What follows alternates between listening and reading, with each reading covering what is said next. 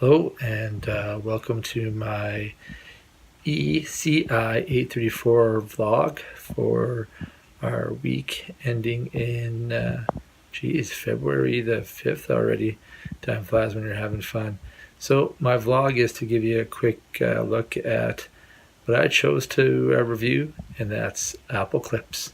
Stay tuned for more. Alright, we're going to select Apple Clips. Okay, well, I'm using an iPhone 6, a little outdated, but it still works well. So I will just kind of take you on a tour of some of the features. First, let's make sure we understand how to create a file. We'll go in the top left corner there. So you see when we clicked on the top left corner, you can see the different clip packages that you are working on, including making a new one. In the top right hand corner, you'll see a musical note. Go there to select music from iTunes or soundtrack. Once you choose a musical note, you can pick soundtracks, and it gives you a variety of free soundtracks you can use for background music, or you can even select your iTunes music to find music you'd like in the background. Alright, well, the camera feature would allow you to use your camera, and you can flip it so you can see your face or an object, and we'll take a look at that. Right, so I flip my camera. I'm just taking a little shot of my laptop. So that's the camera mode. Next, we can take a look at the library, and that's where you can have video clips and pictures that you've taken.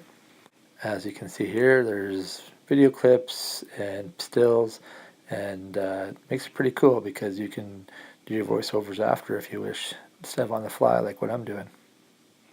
Alright, well, we can take a look at posters, and they're kind of neat and can give you some nice transitions. Alright, check this out.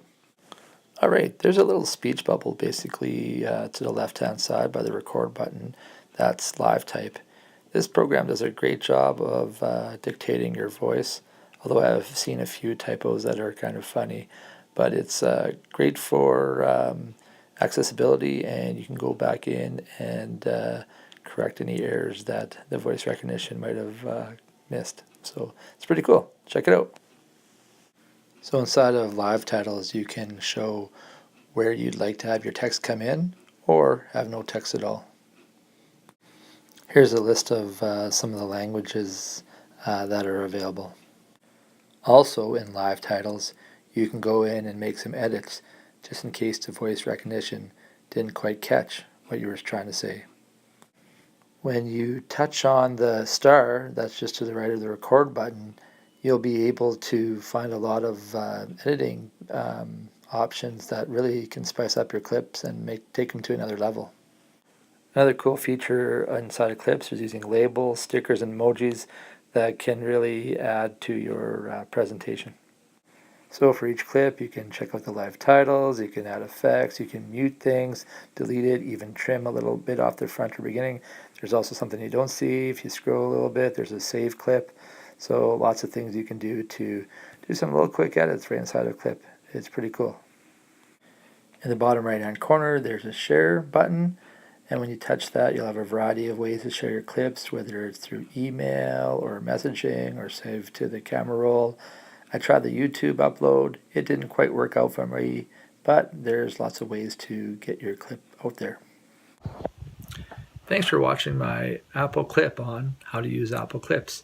It's been a great experience. I found Apple Clips to be very user-friendly.